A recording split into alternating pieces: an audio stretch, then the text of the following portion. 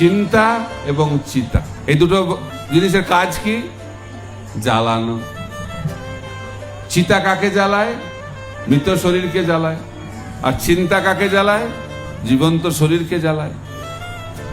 চিতা কতবার জ্বালায়? একবার জ্বালায়। আর চিন্তা কতবার জ্বালায়? বারবার জ্বালাচ্ছে। তাও মনে হচ্ছে না, মনে হয় আমি ভালো হব, আমার জীবনটা খুব সুন্দর হয়ে গড়ে উঠবে। এই চিন্তাতে জীবনটা কেটে যাচ্ছে। খালি এক জীবন না, বারবার বারবার আমরা চেষ্টা করে যাচ্ছি ভালো থাকার, কিন্তু ভালো থাকা যাবে না। কেন থাকা যাবে না?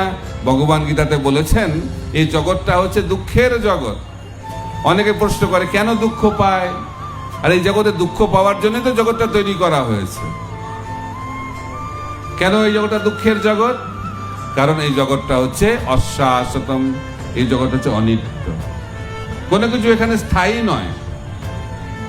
যে জিনিসটা স্থায়ী নয় সেই বিষয় থেকে আমরা কখনো সুখ বা শান্তি বা আনন্দ লাভ করতে পারি না।